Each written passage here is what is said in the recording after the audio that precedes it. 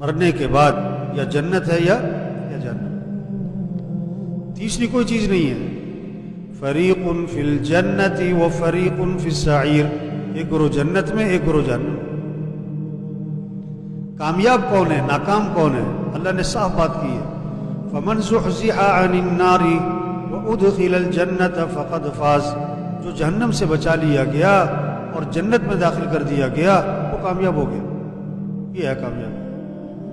دنیا کا غریب تھا، امیر تھا، سائیکل پہ تھا، جہاز پہ تھا، جھونپڑے میں تھا، محل میں تھا، مر کے جنت میں گیا، کامیاب ہے۔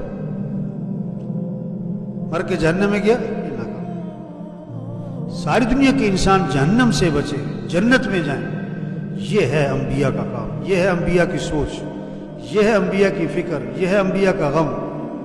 اب قیامت تک کوئی نبی، بولو بھائی، قیامت تک کوئی نبی، اب یہ تبلیغ یہ ہے کہ سارے انسانوں کو جہنم سے بچاؤ، سارے انسانوں کو جنت کی طرف لے کے، جنت کے راستے پہ ڈالو۔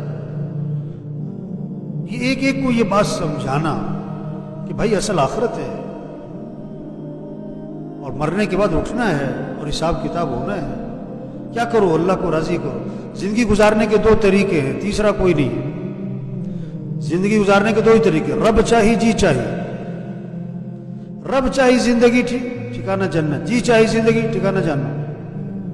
قرآن نے صاف بات کی، فَإِذَا جَاءَتِ الطَّامَّةُ الْكُبْرَى يَوْمَ يَتَذَكَّرُ الْإِنسَانُ مَا سَعَى وَبُرِّزَتِ الْجَحِيمُ لِمَنْ يَرَى فَأَمَّا مَنْ طَغَى وَآثَرَ الْحَيَاةَ الدُّنْيَا فَإِنَّ الْجَحِيمَ هِيَ الْمَأْوَى وَأَمَّا مَنْ خَافَ مَقَامَ رَبِّهِ وَنَهَى النَّفْسَ عَنِ الْهَوَى فَإِنَّ الْجَنَّةَ هِيَ الْمَأْوَى۔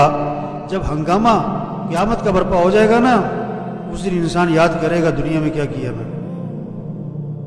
جہنم سامنے ہوگی، اور جس نے سرکشی کی اور دنیا کو ترجیح دی اس کا ٹھکانہ جہنم ہوگا۔ اور جب اپنے رب کے سامنے کھڑے ہونے سے ڈرا اور اپنے نفس کو خواہشات سے روک کے رکھا، اس کا ٹھکانہ جنت ہوگا۔ یہ ہے تبلیغ، سب کے رخ کو اللہ کی طرف پھیرو بھائی، جہنم سے رستے سے ہٹاؤ، جنت کے راستے پر ڈالو۔ سب سے پہلی چیز کیا ہے؟ سب کا یقین ٹھیک ہو، دل میں یہ بات اتر جائے کہ کام بنانے والا کون ہے؟ اللہ ہے۔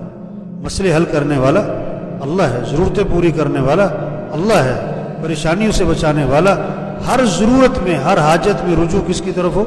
اللہ کی طرف۔ یہ پہلا کام ہے، اس پر زور لگے۔ آپ صلی اللہ علیہ وسلم غار میں جب جا کے چھپے اور مشرکین مکہ تلاش کرتے ہوئے غار کے منہ تک جا پہنچے تو حضرت ابو بکر رضی اللہ عنہ گھبرا گئے۔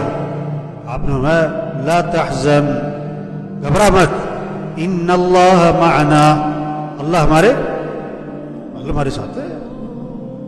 یہ ہے ہر مسلمان ہمارا وزیر، ہمارا